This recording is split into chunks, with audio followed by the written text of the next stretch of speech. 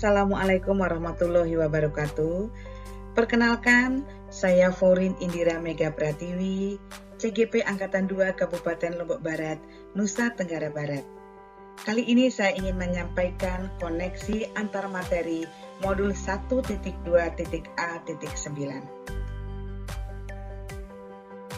Nilai-nilai guru penggerak yang saya dapatkan dalam modul ini adalah: yang pertama, mandiri; kedua, reflektif; ketiga, kolaboratif; empat, inovatif; dan kelima, berpihak pada murid. Kelima nilai guru penggerak ini harus selalu saya tumbuh kembangkan dalam diri saya dan terinternalisasi dalam kehidupan sehari-hari agar peran saya sebagai guru penggerak dapat terwujud dengan baik. Selanjutnya, peran saya sebagai guru penggerak antara lain: yang pertama adalah menjadi pemimpin pembelajaran, kedua, menggerakkan komunitas praktisi, ketiga, menjadi coach bagi guru lain, empat, mendorong kolaborasi antar guru, dan kelima, mewujudkan kepemimpinan murid. Keterkaitan antara materi modul 1.1 dan modul 1.2. Pada modul 1.1, kita telah mempelajari filosofi Ki Hajar Dewantoro. Dan pada modul 1.2, kita juga telah mempelajari nilai dan peran guru penggerak. Pada kajian filosofi Ki Hajar Dewantoro, kita memahami bahwa pendidikan bersifat menghamba kepada anak dengan tetap memperhatikan kodrat alam dan kodrat zaman dari anak. Dan pada modul 1.2 nilai dan peran guru penggerak, kita juga telah memahami bahwa nilai dan peran guru penggerak adalah menciptakan merdeka belajar bagi anak dengan tetap berpusat pada anak. Jelas sekali keterkaitan antara kedua modul ini, bahwasannya filosofi Ki Hajar Dewantoro mengamanahkan kepada kita sebagai pendidik untuk tetap menjadi penuntun kepada anak didik kita, menciptakan suasana belajar yang menyenangkan dengan tetap memperhatikan kodrat alam dan kodrat zaman. Hal ini sangat sesuai dengan konsep merdeka belajar yang saat ini menjadi cita-cita mulia yang harus diemban oleh setiap guru penggerak untuk bisa menciptakan merdeka belajar yang intinya pembelajaran berpusat pada murid, menyenangkan, dan membahagiakan.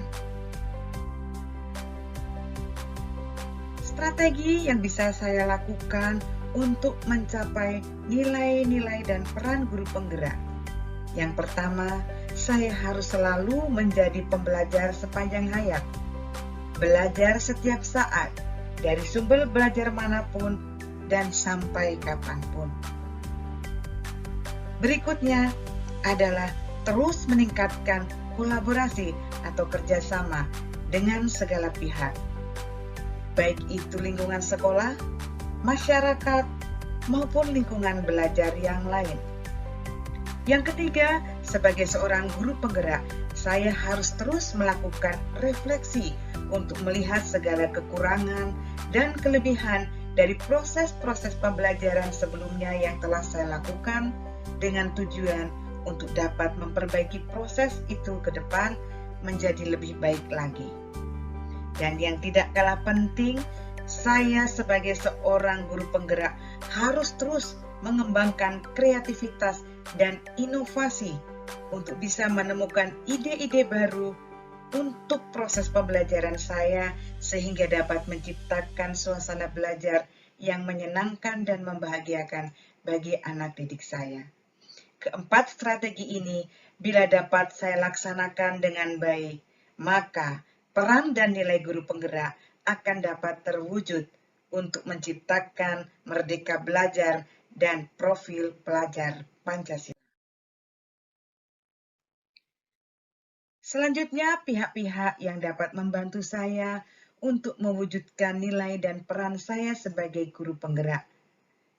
Yang pertama adalah keluarga, kedua sekolah, Dalam hal ini, kepala sekolah, rekan guru sejawat, anak didik saya, tenaga kependidikan, komite sekolah, maupun dinas-dinas terkait.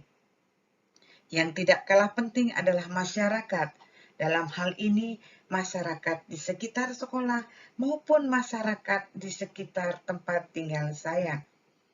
Namun yang tidak kalah penting pula adalah diri pribadi masing-masing guru penggerak yang harus terus memiliki motivasi, semangat, tekad, dan keinginan untuk menerapkan nilai-nilai dan peran guru penggerak dalam menjalankan tugas dan fungsinya sebagai seorang pendidik.